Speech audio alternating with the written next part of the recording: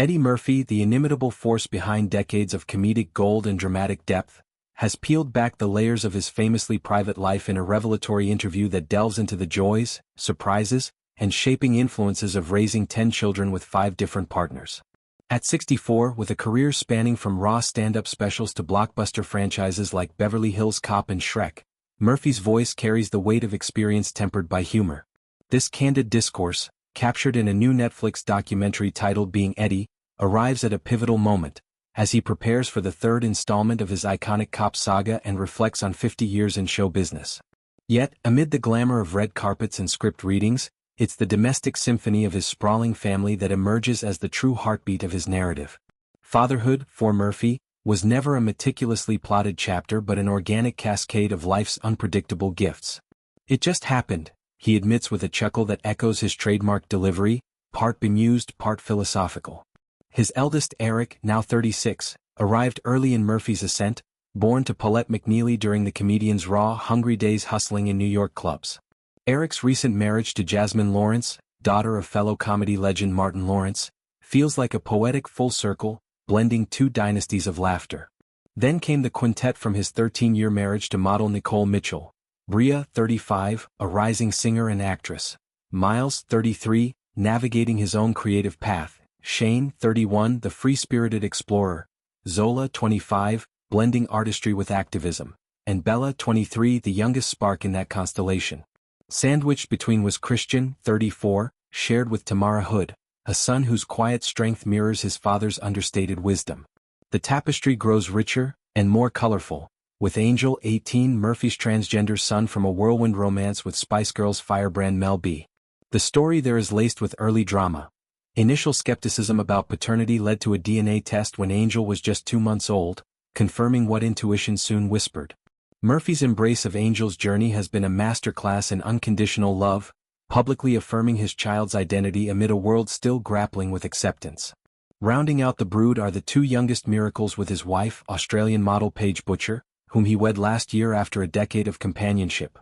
Izzy, 9, the effervescent dreamer, and Max, 6, the bundle of boundless energy. Butcher, with her grounded Aussie sensibility, has been the anchor in Murphy's later years, coaxing him from all-night creative benders to family movie nights. I used to stay up 2 days sometimes before going to bed, Murphy confesses, but now we watch 2 episodes of Seinfeld and go to bed. It's a simple ritual, yet it speaks volumes about the domestic recalibration parenthood demands. Murphy's overarching sentiment about his tenfold blessing is unapologetically joyful. I never knew I would have 10 kids, but now it's the best thing ever. If you can afford that many kids, you should have as many kids as you can afford. That is fun. This philosophy cuts through societal judgments on large families or blended dynamics, positioning multiplicity as a source of enrichment rather than chaos. He marvels at the individuality each child brings, the artist's flair from Bria, the athlete's drive in Miles, Angel's advocacy fire, yet unites them under a shared ethos of decency. My children are all decent people, he beams. I don't have one rotten one, and I would like to think that they got some of that from me. It's a rare vulnerability from a man whose on-screen personas often armored emotional depths with wit. The documentary weaves these family vignettes against the backdrop of Murphy's own turbulent origins, revealing how early scars informed his paternal compass. Born in Brooklyn's Bushwick neighborhood, Murphy's childhood fractured when his parents, Charles and Lillian, divorced at age 3. Tragedy compounded at 8 when Charles was murdered by a jealous girlfriend, leaving young Eddie to navigate grief's labyrinthine paths. I'm sure it affected me a bunch of different ways, he reflects. There was a lot of trauma and we're shaped by that stuff. Yet, redemption flickered through Lillian's remarriage to Vernon Lynch Sr., a steadfast figure whose influence Murphy credits as salvific. By the grace of God, my mother married an amazing, solid man who put all the rightest **** in me. That's crucial. It makes a huge difference. Lynch's example, reliable, nurturing, principled, became Murphy's blueprint, ensuring his children inherited stability amid fame's whirlwinds. This theme of legacy extends to the irreplaceable void left by his brother Charlie Murphy, the sharp-witted collaborator who succumbed to leukemia at 57. Charlie, whose impressions and sketches lit up Chappelle's show, was more than a sibling. He was a mirror and motivator.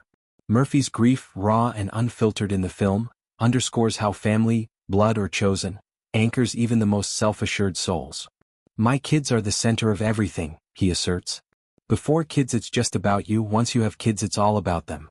This pivot from self-centered ambition to selfless devotion marks Murphy's evolution, from the brash stand-up kid mocking life's absurdities to the patriarch orchestrating birthday bashes and college send-offs. Amid these intimacies, Murphy's self-love shines as his North Star. My most important blessing is that I love myself, he declares. I've always loved myself, always been my biggest fan. That's at the core of all of the decisions that you make. In an industry that chews up egos and spits out insecurities, this unshakable core has propelled him through scandals, flops, and reinventions. From the 1980s SNL revolution, where his Gumby and Buckwheat sketches redefined sketch comedy, to the 1990s box office reign with films like The Nutty Professor, Murphy's trajectory brims with audacity. Even setbacks like the ill-fated Norbit or personal entanglements couldn't dim his inner glow.